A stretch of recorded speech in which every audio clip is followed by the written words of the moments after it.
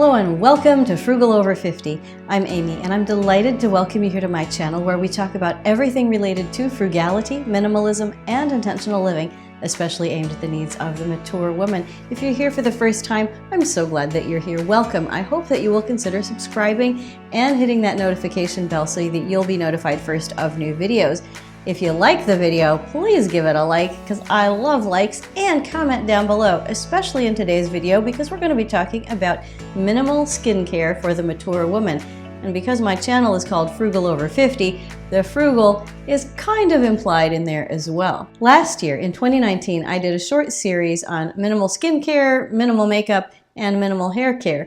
And I really would like to update those because some of the things that I have started to do have change, but mostly it's about the same. Skincare is fairly straightforward, and so I want to talk you through the main components of good skincare for mature skin.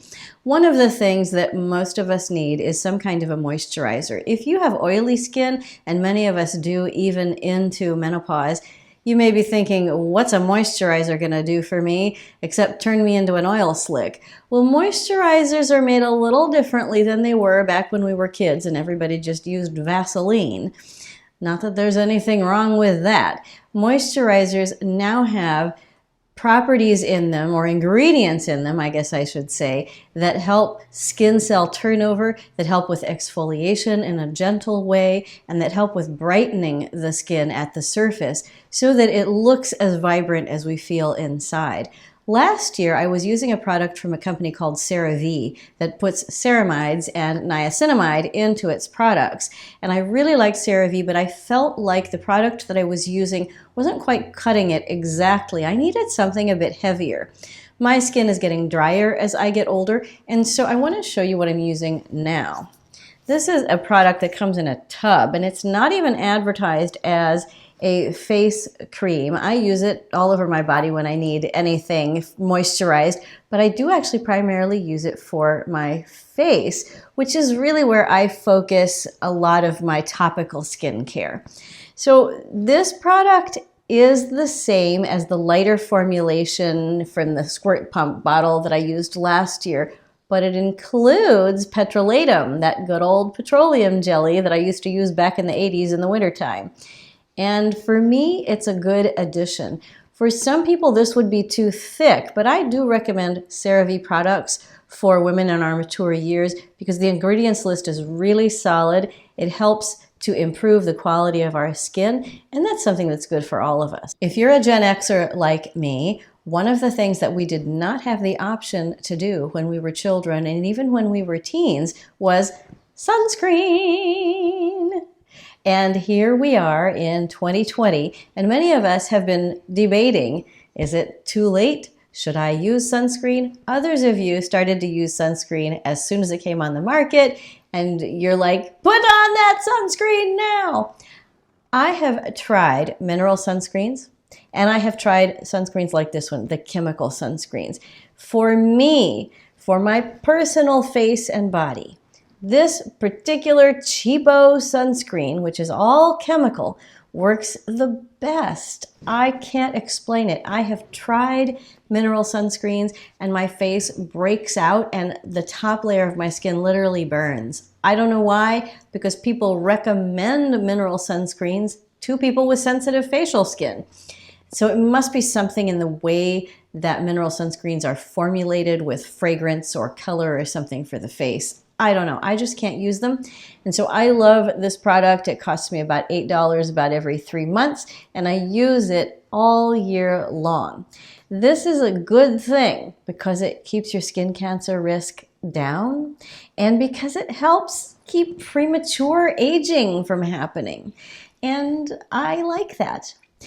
Now, there's another product that I like to use along with it, and let me show you this. I talked about this last year, and I want to bring it up again. This is a topical product, which is minimal, very minimal, and for some people, you'll consider it frugal. Others won't want to even touch it with a 10-foot pole. That's okay. As long as you're moisturizing and using sunscreen, then you have the core of your skincare down, and that is probably the most frugal and minimal way that you can approach it. If you want to add another step, I recommend a vitamin A formulation specifically designed for the face. And this company, Curology, I keep a link to them down below all the time because I really like what they do. Curology provides medical professionals that you can work with online, and then they provide you with a prescription form of vitamin A, tretinoin, at a strength that your skin can handle because it comes in a variety of strengths, and they add other properties to their formulation depending on your skin's needs. I pay about $25 a month for this. For me, it's worth it. I budget for it. I plan for it. I don't consider it an investment because it's not. It's an expense, but it's an expense that I can absorb and that I really like. Some of you have reported to me that you are able to get your tretinoin prescription through your doctor and your insurance will cover it.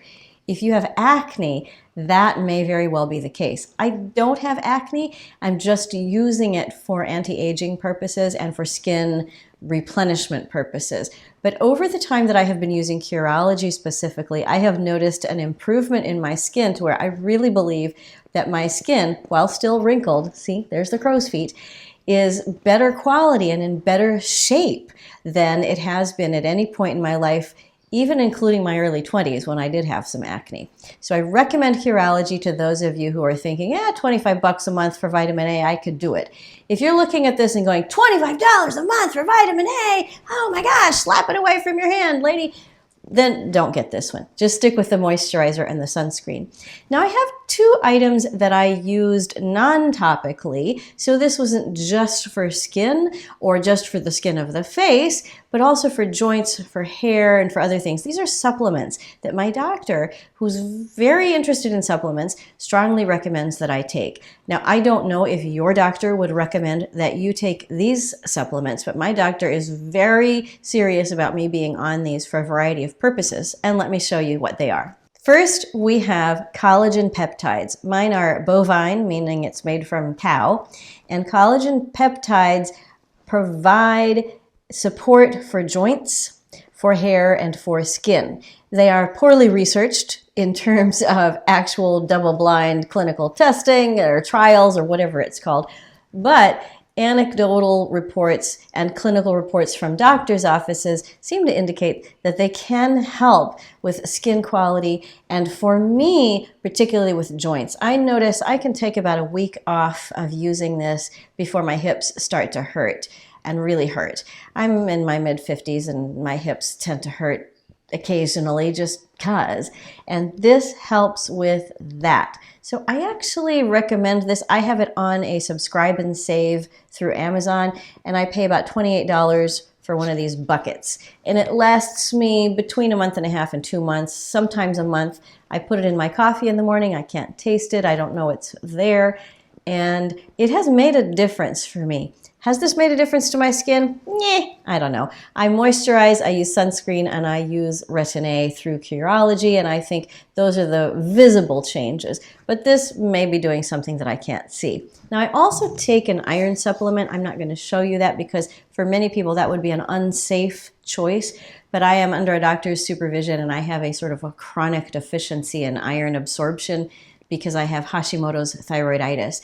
And I often have very thinning hair and other problems related to just a lack of ability to absorb iron. So I take iron, and that helps obviously with skin and just about everything, and we need iron. Last but not least, my doctor is very insistent that I be on a supplement called Evening Primrose Oil. I buy this from Amazon. I don't need to buy it on Subscribe and Save because this is like a year's supply right here, and it's really inexpensive.